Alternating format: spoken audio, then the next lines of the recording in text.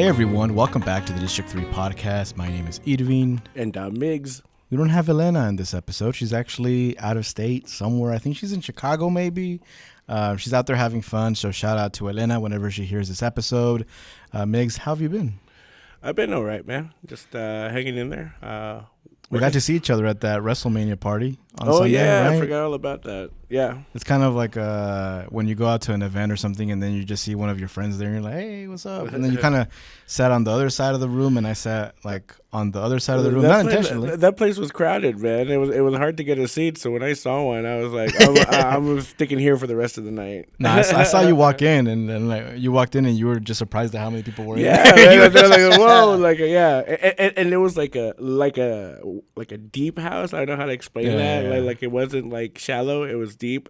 And anyway, yeah, it was just filled up all the way to the back. I was like, oh man. Shout out to Eric Smokin' Bronson, pro wrestler here from Northwest Arkansas, who hosted this WrestleMania party, and good vibes. They had like a taco bar and stuff. I unfortunately took my own food, so I had already eaten. Dude, that's why I showed up a little late because I was trying to get food the whole time before. Yeah. I had a bad experience with a restaurant that I'm not gonna say their name. Yeah, don't say their name. I was speaking to Eric, and then his wife was there too, and I was like, yeah, I brought my own food because like last year, you know, we ordered food and it was like later and I was really hungry, and she was like, well, I'm here today, I'm hosting, so like everything's gonna be like, we're gonna have food, we're gonna have drinks. They had like a bar there too and stuff, so shout out to them. It was a good time over there at the WrestleMania party.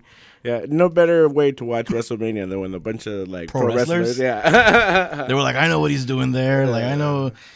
So yeah, and shout out Dominic Mysterio, best luchador in the world, new WWE Intercontinental Champion. Shout out Dominic Mysterio. I'm excited about today's episode. I actually reached out to this guest a few months ago, and then I randomly saw him at the Fayetteville Public Library, and I was like, hey, like, can we make this happen tomorrow? And then you were like, sure. And now we're here. Joining us is Chad Maupin, who is the owner, and he's also I would say an illustrator for Big Bot Creative, which is his company. He describes himself as a suburban Bigfoot who draws, designs, and resides in Northwest Arkansas.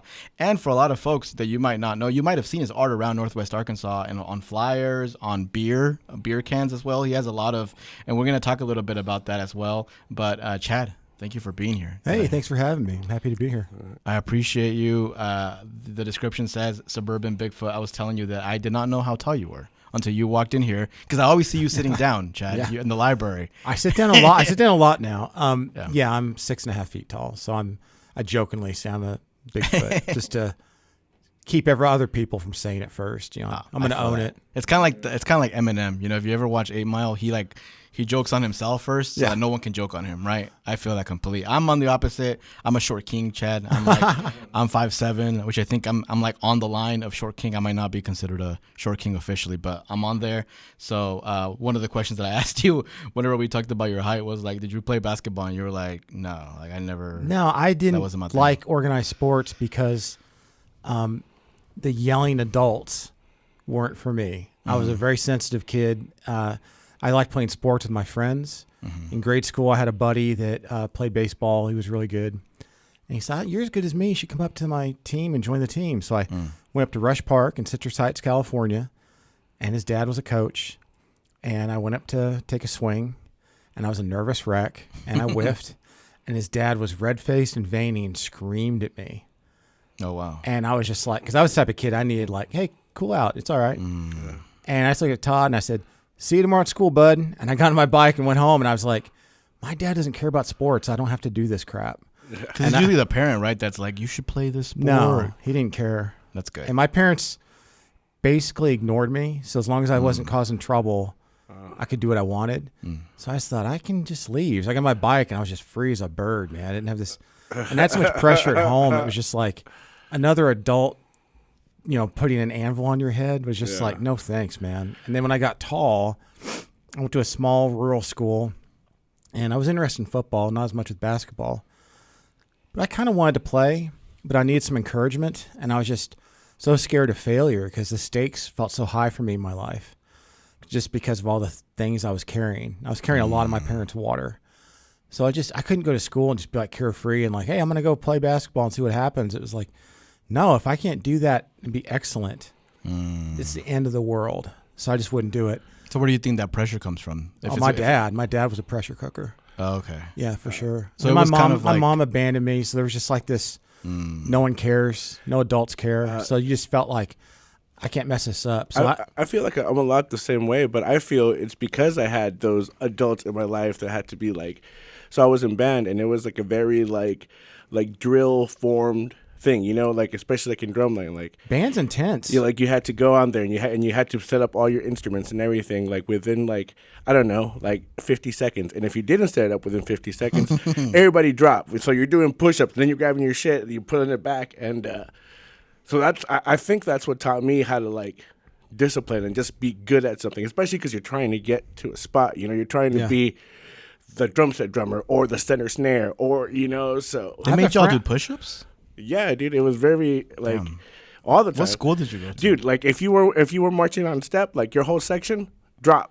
Oh, like wow. it was. I've heard stories from friends whose kids are in band, and it sounds like military school. Yeah, like it's serious. It's no joke. Yeah, I was that way with if I thought I could be good at something. Like I was a lead in a school play, and I would work on the newspaper and stuff like that. So if it was an area that I felt some confidence in, I would get that focus, and I would really push myself. And I was really poor and on my own, so that was sort of early on my superpowers. I could really punish myself, and I would really like, hey, I'm going to work my butt off. And so I started just working really hard, started supporting myself in high school, just started really being determined, I'm going to figure this out, because I knew when I was 5 I wanted to be an artist.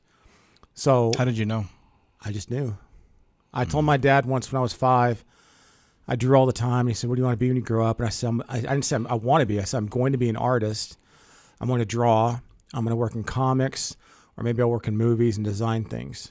I said, I'm going to be an artist. And he said, really? They don't make much money? And I said, I don't care. I don't have a choice. Like I just felt it in me. It's so interesting that a lot of the, not even just our parents, but just people in society in general, refer like money to happiness, right? Like, or maybe part of it's also like they want you to be secure and be happy and stuff, but sometimes like a little struggle and like doing something you Well, we love. live in America. Yeah. America society. worships, money. And if you're not rich, you're trash. Yeah. And I wasn't brought up to think that way, and I don't think that way. And I think it's a real dehumanizing thing to teach people that you're losing all these human experiences. And to be honest, if they weren't destroying the world, I would have pity for these billionaires. I think they're inhuman. I think they've abandoned their humanity, and they live in this bizarre fake world. And I don't envy it. I look at it and I think it's gross and despicable. There's nothing wrong with being well off or taking care of yourself, but a world that siphons resources from everybody so a handful of people can just have a little more, it's insane, and it is inhuman. And I see you're very like political sometimes with your art too. I intended to be more, because I am very political, and I have a zine I started called Rant, and I started it when I got sick, and it was a way for me to still, I almost died, and so I was trying to feel tethered to the future still, like, hey, I'm still here. What am I going to do next? And I was so sick I couldn't draw well. I couldn't, just everything was shot. And so I started thinking like, well, what can I do? I want to write. Maybe I could still write. Maybe I could draw a little. Maybe I could. And my intention was to have issues that were very political. And I'm not saying I'll never do that, but a lot of my problems with my health are connected to stress, aren't inflamed by stress. And we are bathed in stress every minute of every day now in this country. And my second issue of the zine was about cults. And so I touched on the most obvious cult we're living with now. Yeah, I saw that flyer had like Trump on it, right? Yes. And I address him in it. Yeah. But I intended to really focus on it even more. And as I started doing it, just having that pit in my stomach constantly. And then also thinking, I'm asking people to buy this so they can have a pit in their stomach too. Because we can't quit thinking about it. It's like all we want is like, could you just shut up for 5 minutes? Could you just stop being crazy for 5 minutes? I think that's why that girl made it so famous. Politics, shut the fuck up. So you're just sort of like, I feel like I'm punishing myself and saying, would you like to be punished too? We all know. And the people that don't know are too far gone. They're not going to change anything until it affects them. So I'm not saying I won't touch on things that matter to me. Like my current issue I'm working on is about the paranormal. Well, I'm going to have fun with Bigfoot, and I'm going to have some comics about my insane dad's paranormal stories that are not true, but there's going to be a lot more comics in it. But it's also going to be me advocating for reason and being objective. There is no evidence for any of this. It's fun to believe in it. I'm not saying you're crazy if you do, but I'm saying you have to be careful with your mind. Because I had a parent who I've seen firsthand how easy it is to imagine things or influence yourself. And so I'm very adamant about being objective, being skeptical, even with yourself more than anyone. So I touch on things that are important to me. It's not all fluff, but I also thought I need to enjoy some of this. And I need to, I'm going to do an issue about fandom. And so it's going to have my experiences being a little nerd, being a little art nerd. But I'm also going to touch on how corrosive it is in our culture that everything's tribal, everything's a cult, everything's arguing online about a movie and meanwhile, as an artist, I view it as we are starved culturally. We are being fed garbage, regurgitated, nostalgic garbage, and we keep eating it. It's like we're being fed slop. And if you look at any vibrant time of societal change or political change in this country or the world, it's almost always tethered to cultural movements. If you look at the 60s, you look at all the vibrant culture that came out of the 60s, all over the board, but they were almost always rooted in political stances or reactions to things in the culture. And we're still feasting on that culture that was made in a lot of ways. Especially if people that watch like Fox News constantly, or even sometimes even CNN, sometimes CNN has its own. Cable news is designed to make money and get you mad and scared. Yeah, but unfortunately, some people, like you said, kind of just go into this whole like rabbit hole of false information, right? And they get paranoid and stuff. So we've all been dumbed down a lot, and it's the social media and cable news and the reality subjective. Twitter's pretty bad too. Pick your own reality. I mean, one thing you hit on that I wanted to talk about was the fact that you said you need to release stress, but I see it in like some people, like as soon as like anything gets brought up like politics and they feel you might be like the other side, like it's a like ready like to jump, and that can't be healthy, man. You were ready to attack me as soon as I ordered like a water, bro. Right. we're living in a pressure cooker, and it's by design. Oh, bottled water.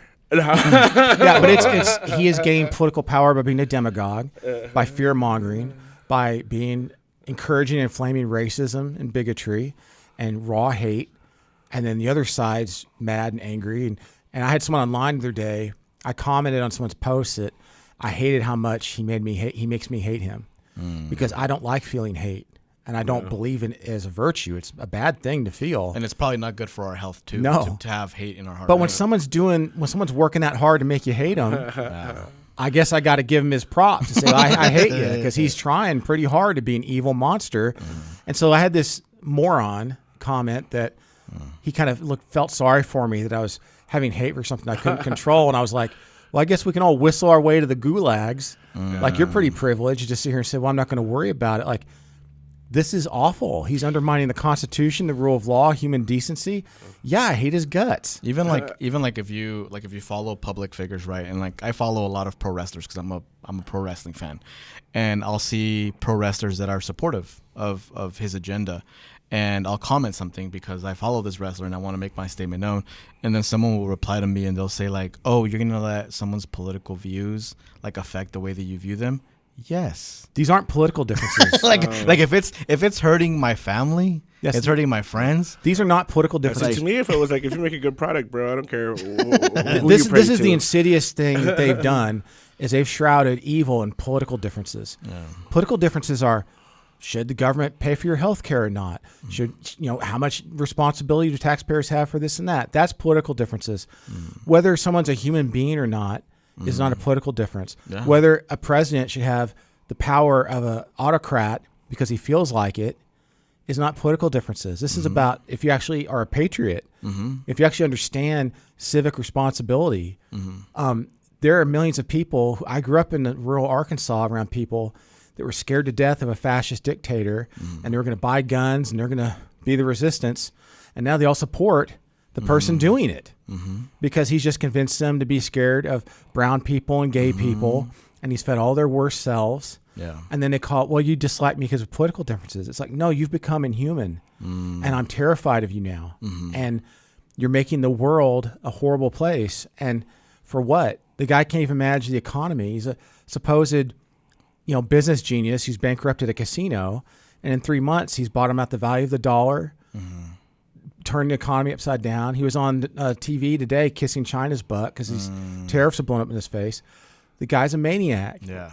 Except for no more tariffs on cell phone or computers or anything else that China's really making money on. Yeah. He has no plan. He's just grasping at straws, and frankly, he's a useful idiot for people with nefarious plans. That plan, kind of does make sense if it's going to stand for the next 20 years and you want everybody to work in a factory in the United States of America, But with overtime, Well, I grew up if you want to work overtime all the time, then please. I grew up in a small town that had a Levi's plant and good jobs for people, and everybody doesn't want to go to college and work in tech, and nor should they have to. So we do need better job opportunities. People have it rough out there, but what we're not appreciating is jeans. When I was in high school in the late 80s, well, jeans were about $40 or $50. Jeans are cheaper now because they're made by slave labor. So if you started making that here again, jeans are going to cost $100 or $120. But also people would gradually start making more money, and you'd have a healthier economy. People used to make more money relative to now, but things also cost more. And that's not a bad thing. So all the general principle that they support, that we should have better jobs here and more manufacturing here, I'm not against that, but you can't just flip a switch and say it's going to happen next week. It'll take decades. Nowadays, how do you... And in order for it to work, you got to guarantee that his party with his views stays in power for that long. Right. That's right. But it's going to change here in 4 years and all that economy. But all of their plans are about hurting normal people, and normal people are going for it just because of hatred. And I always said, people are mad when other people get stuff, Oh, that person's getting free food. Why is that person getting free food? Mind your business. Yeah. I grew up around a lot of working class or poor white people that were very racist. And I was constantly saying, you have a million things in common with the black man or the brown man that you're angry at. I said, you're in the same boat. This is about class, not about race. I always made the comparison of a country good old boy and like a paisa. They're the same person, they even dress the same. I'm from Northern California, and I went back to visit, and I loved seeing them out because there's a lot of them out there, and I'm like, oh, there's some Mexican rednecks.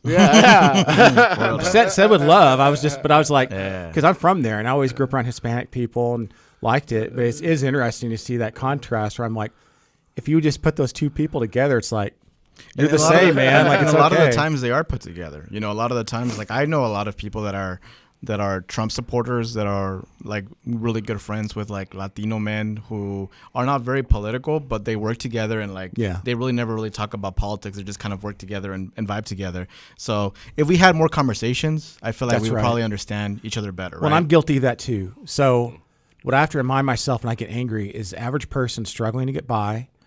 They're not consuming probably media the way I am, and I don't need to be angry. There's people within that movement that deserve my anger, but the general person doesn't. They're just part of a system that's failing. My anger is reserved for the people causing it with intent. Well, at least you're using your white privilege, and you're like, hey, let me use my platform. People know your art. People follow your platform, and the fact that you're using that for good, you're doing your part. And I feel like I'm not doing anything though, and so because this does matter to me, and like I said with the zine, I thought, well, even if a couple hundred people read it, at least I said my piece. But I thought, I don't know how much I can take of just. That's why I named it Rant jokingly. Was I'm going to rant and rave in here instead of posting it online. And I thought, I don't think I want to rant and rave at all. I think I'm sick of it, and we're all sick of it. I tended to do issues about prison reform. I was going to interview people in jail and humanize them so people could see hey, this is just a person. I'm not saying I won't do that, but I've been through so many things in the last 2 years, and I've been working hard in therapy, and I feel like every month I'm kind of improving and getting past things I've struggled with my whole life. Where's your health at the moment? I know that you're very vocal on. Yeah, it's good. I have a nonspecific interstitial pneumonia. I was diagnosed with that in early 2023. By March, I was almost gone, and it was scary, but also kind of revelatory. I saw my parents, and I had a year where my parents and two friends died, and only one of them kind of handled their end the way I would like to. And what I noticed was it was the person who lived their life and followed their values honestly that died with that sense of peace. And so I didn't want to be like my father and not do that. I don't want to be like my father in a lot of ways. So I got to kind of face that down and see that I'm not going to be that way. And it gave me a sense of peace about my life. And I've always struggled with self-loathing and very self-destructive feelings because of my family. And I felt all that go away. Because when I was at my worst, I literally, all I wanted, I just want to be myself again for a while. He was all right. That guy was all right. And it really taught me, 15 years ago, if you'd said I'd embrace the concept of self-love and self-parenting, my eyes would have rolled out of my head. But that's been the key for me is learning. Was it because of were you just a very sarcastic individual kind of, or? No, it was like a lot of men, I'm strong. I shouldn't need that. I didn't even consider myself abused until I got to therapy more. And I started realizing well, what the heck do you think it was? And I reframed all my childhood experiences in a negatively positive way. I wasn't honest about what my father was. I didn't label things honestly. And it kept me from healing because I was holding on to these fantasies. And it kept me in a position of taking care of them or protecting them and punishing myself. And I had a revelation. I was high. And weed for me, I don't do it a lot anymore, but because I've just been feeling so good, I don't want to rock the boat with my brain chemistry. Yeah. But I'm on steroids. I take some things for sleep. Sometimes I take one just to kind of zone out. I'm very analytical, and I can get in my head a lot. For me, it puts me in a meditative state where my soul, for lack of a better word, merges with my brain, and I feel like I'm just sort of in my psyche in a healthier way, feeling things and not suppressing things. And I was just sitting there one night. My wife thought I was watching a show with her, but I wasn't. I was watching a show in my head. And I just realized how much pain I had that was just from being a hurt, abandoned kid. And then I sort of abandoned that kid too, because a lot of my self-loathing was in how I saw myself at that time. And I subconsciously was sort of, well, this is no good. My parents don't love me. They hate my guts, I guess. I thought I was a good kid. And it was me realizing I've kind of abandoned that kid. There's a schism inside myself. And I started seeing that kid because I'm 52. So you see yourself at 12 or 13. It's not like me. It's like a kid I knew. Yeah. And I started seeing that kid as that kid's fantastic. Look at what he went through and look at how he didn't give up and look at the hard work he did. And I literally started thinking I have a wonderful life because this kid didn't give in to his father's abusive crap, because this kid didn't succumb to the things he could have. I'm I need to be honoring that kid and quit worrying about them. They never worried about me for 5 minutes. And it just changed my way of looking at things a lot. And I almost immediately felt better and different. And it wasn't the end of it. I'm still working, but the kid part was that something that the therapist kind of got you to? No, to but it? I've heard about self-parenting and like I said, it's just someone who's not doing that work. I could see someone think self-parenting, it sounds silly or something, but it's true. If you have a deep parent wound, and in my case I have both, there's a part of you that never really got that you're craving that affirmation or that, hey, you're doing a good job. And for me, I would get that, but I wouldn't accept it. And even in my marriage, I've had a wonderful marriage. My wife and I love each other very much. We've been married for 31 years. Congrats. And thank you. And I'm very lucky. And I'm very lucky that she has never given up on me at times when I've given up on myself. And I'm thankful for that. But, it's I had love, amazing love and real love, but I couldn't trust it. I subconsciously always had one foot on the floor, so to speak. You better get ready. Don't let your guard down. And I don't know, this whole experience with my parents dying, it's been almost 7 years of this process of the death and dealing with that, making me sick. It's been a crazy decade. but I've come out of it feeling more whole and complete in myself. And if you could tell me I could be cured from my lung disease, I'd kind of say this has been the best experience of my life, because it's been sort of like a cleansing fire to say, okay, man, you don't know how much time you got at all. If you're not going to get past this stuff now, when are you going to get past it? Because that's what it comes down to. It's like at some point you've got to let this go and start really diving in on this and quit feeling comfortable feeling the pain, quit feeling comfortable with these brain patterns. And a lot of it just happened automatically because I just felt it happening. The positive reframing I've been working on, and just being in that state just changes you so much. But it didn't make me feel bitter. It didn't make me feel angry. I felt very satisfied with my life. I just wanted more. And I started realizing, like, well, everything I wanted since I was 5, I pulled off. You started realizing, why am I being negative? Why am I not? And it's hard if I used to be kind of proudly self-critical.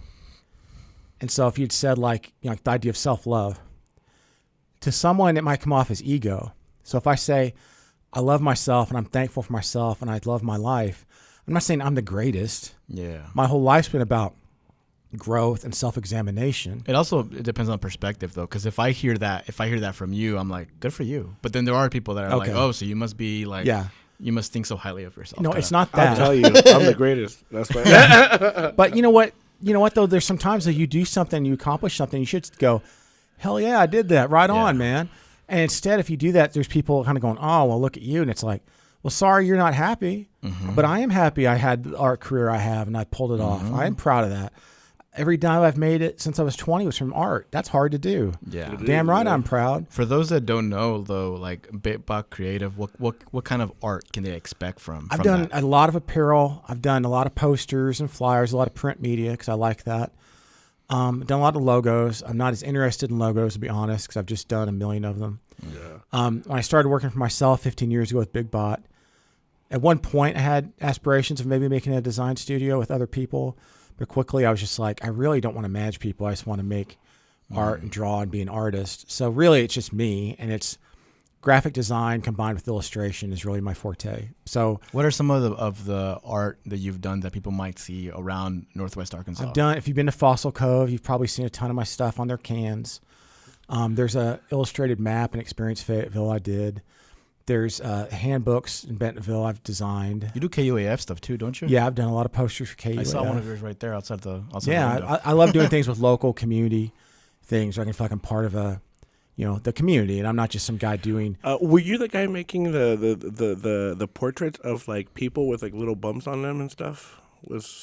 I don't think so. I do a lot of portrait work, but that doesn't sound familiar. But it was like, I don't know, like in a cartoony way. Anyway, I do, and I do a lot of things that look kind of realistic, but I've done a lot of cartoony stuff. It's just maybe not. It's what I feel like doing. It's probably the wrong. It was colorful, but maybe that's okay. Yeah. For the last 7 or 8 years, I've done a lot of neon work because the world's gotten so dark. I just like neons and bright colors, so I kind of do a lot of work that's very bright. I do the Dixie How do you Street describe pub it crawl. though? How do you describe your work? Because I was thinking about that too when I was driving over here. I was like, when I was going to do your introduction, I was like, let me talk a little bit about what the art is that you draw, and I was like, I don't even know how to describe it. It's line art based.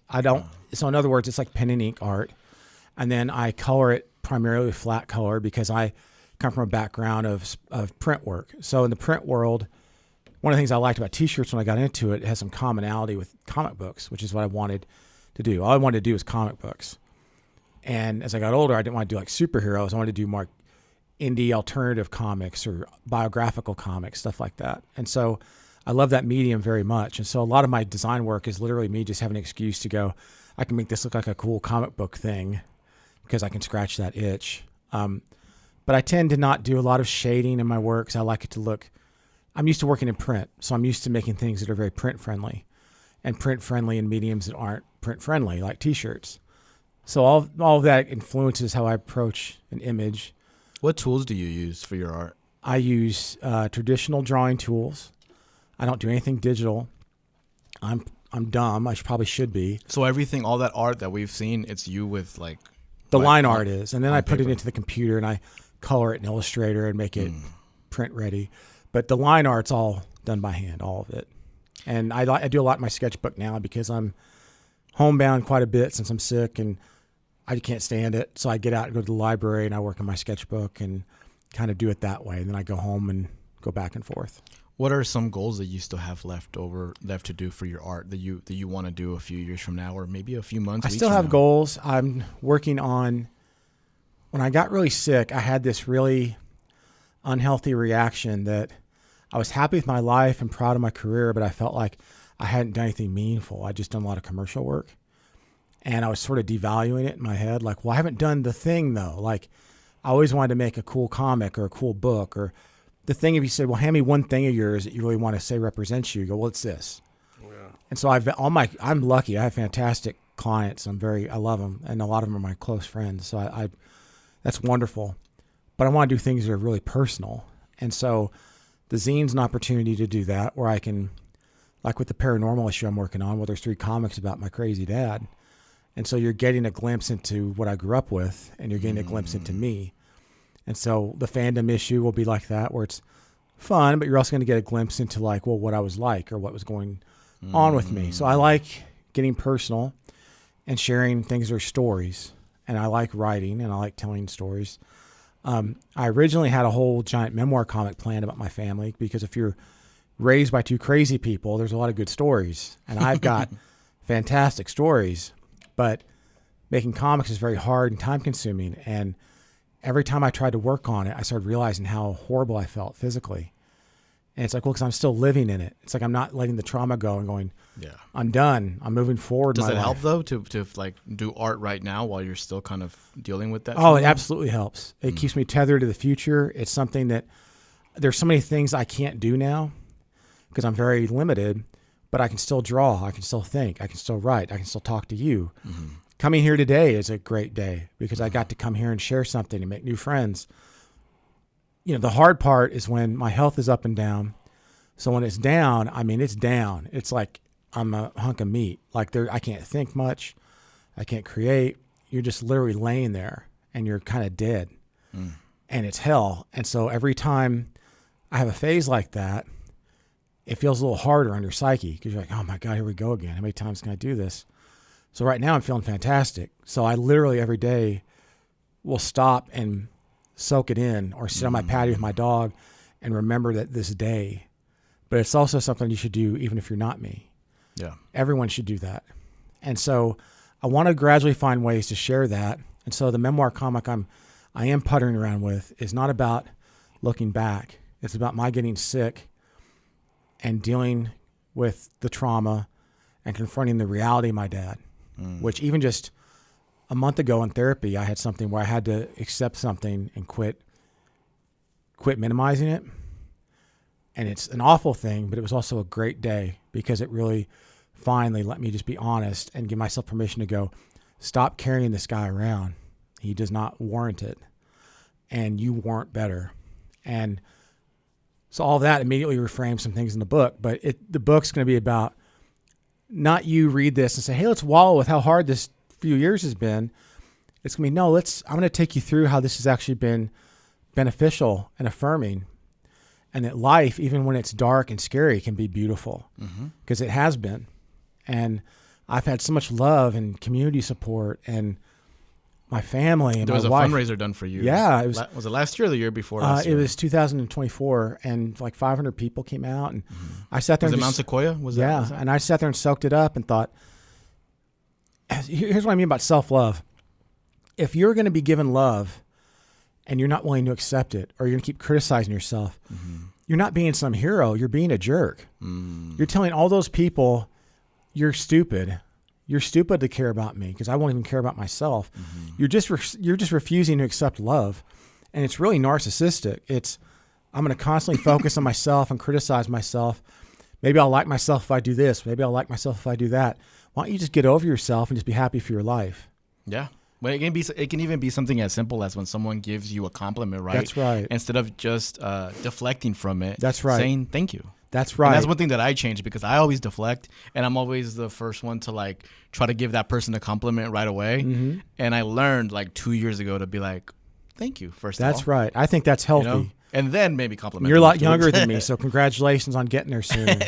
And I do have moments where I feel so much better. I get in trouble because people are like, "I love you," and I'm like, "Thank you." They're like, "What?" You don't love me back? What? If you don't have that established, that's on them for jumping the gun. For real, though, where can people find your art? Like right now, if they want to go They look. go to my site. It's big-bot.com. They can follow me on Instagram at BigBot Creative. I'm gradually changing my domain, but I work at a snail's pace now because I have to. So my site's still not switched over. I still need to go check out that. Well, I'll go on the website to purchase it. The Clunk rant. Yeah, it's a good one. And I've never met him before, but I see him a lot because I see him driving around. You'll get a good sense for why he's. I should have brought you one. You'll get a good sense for why he's beloved, I think. And I wanted to start with that one because it was a good way to introduce people to the idea because everyone knows him and will want to access it. But I just really care about him and thought, well, this will be fun. And there's a nude centerfold of him in it. And it's like really? Burt Reynolds on the bearskin rug. And he's so fun to play around with. I had that idea and I said, are you cool with me doing that? And he goes, hell yeah. So I put his gold helmet very tastefully placed. But yeah, it's been a good experience to go, why don't you just accept the good things in your life and embrace it and quit thinking that way. And so I, like I said, in a lot of ways, it's been a beautiful time in my life. And Chad, what do you do to take care of? Go ahead. I was going to say, I thought one thing that was really cool was that one thing you did accept early in your life was the fact that you were an artist. I think many people like struggle with that or whatever it may be, being a designer or a singer, which I guess is also an artist or whatever. That, I thought everybody had that. Like so that's how I was. And so when I'd ask people like, well, what is it you are? And they'd be like, what do you mean? I'm like, what? Like I thought everybody did that. And same thing with I have these incredibly detailed memories of my life. I thought everyone did. I'd ask them about their childhood and go, I don't really remember. And I'm like, well, that's weird. And in therapy, I found out like that's called having a trauma brain, dude. You were bathing in acid all the time and scared to death. That's why you're hypervigilant and why all these things. Your brain was like just looking around, waiting for the other shoe to drop. But I thought everybody should remember being 3 years old. I'm glad you're very open about that, and you're very open about like you're still working on that trauma. Well, that's why I want to work on that book because I am comfortable talking about it. So I think people get imprisoned by trauma and they feel alone. And almost everybody's gone through things like this. So I think there's power in talking about it and building community. So since I am comfortable about it, I want to do it. And at the very least show like, listen, this all sucked. There's no denying it. I had a horrible upbringing. And it's not like, oh, well, look at you. You survived. Aren't you special? I'm like, no, I'm lucky. I'm just lucky that for whatever reason, I was able to handle it and get through it. My sister didn't. I'm not better than her.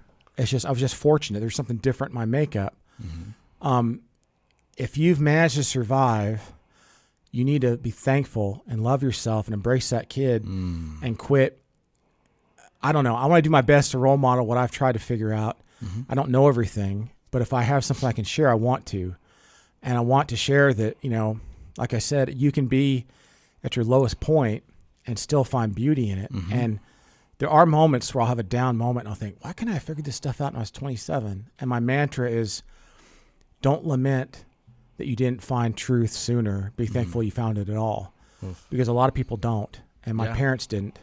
And so, fine, it took me until I was in my 50s and staring death down to get there. Whatever, I got there. A lot of people don't have the opportunity to even better themselves in that way. They never get the chance to, or they just never. We're not taught to as a culture. It's a real shame. We're not taught self-awareness. I think these things in like psychology classes, it's also part of going to school. And in a lot of cultures it is. They have empathy classes, and I think it's Norway. But I'm like, we have people trying to run the government and say empathy is a weakness. Empathy is not a weakness. It's part of what separates us from being animals. It's part of what makes us human. Helps us connect with other individuals going through similar stuff that we go through. That's right. Well. It's beautiful. But when you have a culture that says, well, the person with the most money is the smartest, best person. And they're not. You absolutely are not. You're a sad, weird man who's very lonely and miserable. Yeah. And I don't envy you at all. And talking about like empathy, what do you do specifically to like take care of your mental health? I do go to therapy. I journal a lot.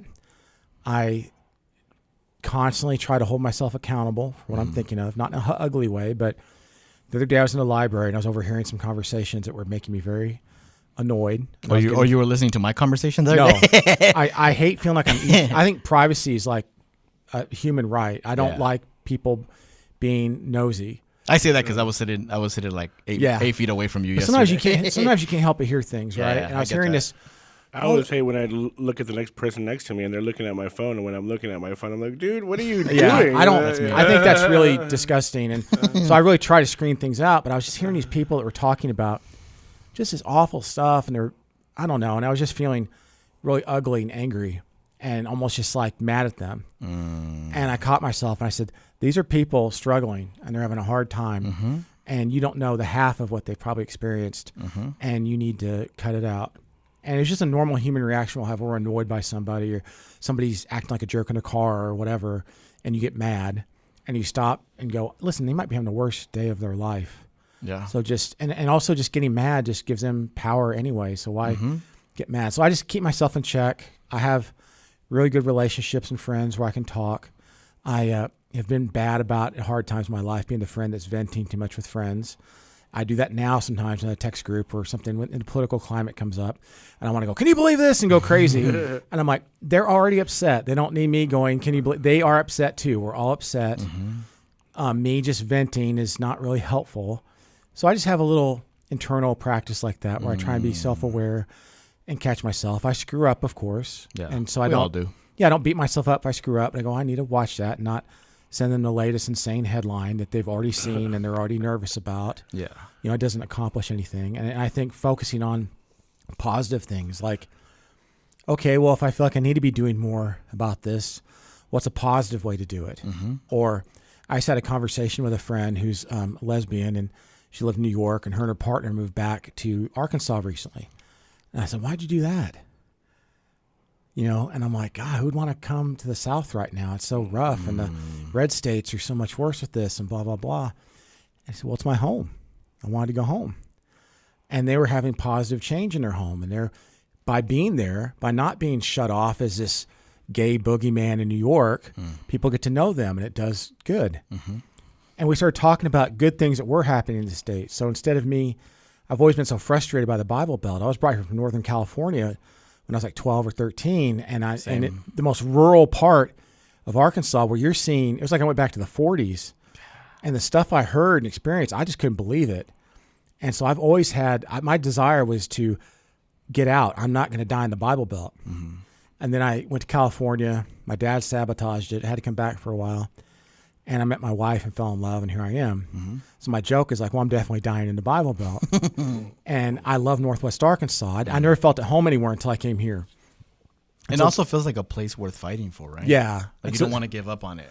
So this is a place I came to, and I thought, oh, I can live in the South and not constantly feel like I need to set myself on fire. And so, you know, and every once in a while I do have that yearning, like, God, I wish I could have just lived in California. But it's not perfect. There's problems anywhere. And knowing me, I would have found something there to gripe about too. So I started thinking, like, well, maybe I should do an issue about the zine where I'm up front with my problems and the things I've had with it, but we're positive. What are the constructive things happening? What are the positive people to point out? What are the positive communities being built? You know, people like yourselves, stuff like that. So I may do that next year or something and say, okay, well, I'm going to talk about it, but let's not just be negative. Let's be constructive. Because all we're being fed is negativity constantly. We don't need that. Where can people find your art? Like if like where can people, what are the websites, and also what are your social media handles? I have as I get more issues of the zine, I want to find more wholesalers. Right now it's in Pearl's Books. And pretty that's close to here, like 5 minutes. And that's it. They can also go to my site, which is big-bot.com, big-bot. It's going to be shifting to Big Bot Creative soon, whenever I get my butt in gear and do it. I spent almost a year and a half trying to get on disability and used up all my savings just trying to survive because I couldn't work and I was in bad shape.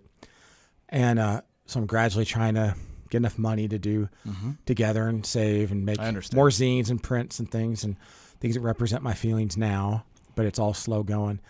But yeah, they can go to my Instagram. It's Big Bot Creative. I have a Facebook page, but I don't know. I hate Facebook, but it is basically Big Bot Creative. Anywhere will point you to me. I'm on Threads. That's it. Because man, that's all just garbage. I'm ready for some new platform to come along that everyone's on but isn't garbage. Yeah, it's hard because people keep on shifting to like Blue Sky, all these different places. I'm like, I'm not even gonna I got try. on Blue Sky, and all of a sudden I had a million left-wing bots following me. And I don't even think they're people. It's just like, I just want to be on where I can connect with people. I don't care about all this garbage. Let's go back to MySpace. I think MySpace was, Yeah, they need to start MySpace or was just not something. problematic. I think I'm going to start a Patreon at one point that's basically just that you can have a free tier if you just want to follow me and avoid social media and have discounts on my zines and stuff. Like, hey, if you want to come hang out. That's a cool idea. So I think I'm going to work on that. But it's just, I am on social media, but I kind of despise it too. I understand that completely. Sometimes we have too many social media, but sometimes you have to use it for your job I think or it's, for stuff. and as an idea, it's wonderful. But like everything, we managed to corrupt it and make it kind of corrosive. I just wanted to give this one last story here before we end the podcast. You guys were talking about Northwest Arkansas and it being like a beautiful thing. And I've been, maybe thinking about moving or whatever. And I was in Tulsa here not too long ago, and I was sitting outside the hotel building. I was smoking a cigarette. And, there's a lot of unhoused people, people on drugs and all that kind of stuff. And I remember, like, this one guy passing and kind of just, like, yelling at me, Like, I don't know what he was yelling, some obscenities, And as he's yelling at me, I kind of look off into the distance, and I'm like, you know what? Arkansas isn't that bad.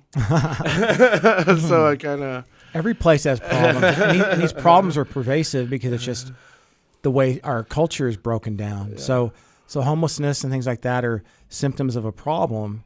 It's not like all of a sudden people are screwed up. It's like, well, you create this recipe, and then here it comes. And like when I go home to Northern California, I was going to Sacramento and Roseville and my old haunts, and the homelessness was really dramatic and heartbreaking. And growing up, you didn't really see that. But also growing up, housing wasn't incredibly expensive. Yeah. The little working class neighborhood I grew up in, almost every mother was home with the kids, and dads just had jobs out of high school as a lineman or whatever, and they made decent money. And that's not the world we live in. It's tough out there for everybody. It is. And then, Chad, I appreciate you making the time to be here and Thank you for having me. It's great talk to about see you. I feel like we can probably go for like 2 or 3 hours. I think there's a lot to talk about. And I love that you're very passionate about, your community, helping others, and being empathetic in general is important. I wish I could do more. I really enjoyed that part of my life, hosting shows and trying to help artists and things. And hey, maybe there's a reason you got a second chance at life. Yeah. To be able there's to a work season on for everything. So I look at it as, well, this is my season to work on my books and my, my telling my little stories and things. So I'm enjoying that quite a bit. But thank you once again for Thanks being a lot. here. For everybody that was listening, that was our episode with Chad Maupin, who owns Big Bot Creative, is an illustrator, and you should definitely check out his social medias and check out his website, all his work. You'll probably be seeing it around Northwest Arkansas if you haven't seen it yet. But if you go look at his social medias, you'll be like, oh, I have seen that here. I've seen that there. It's art that you have seen around the area. But for everybody listening, that was the end of this episode. My name is Irvin. And I'm Miggs. I'm signing off.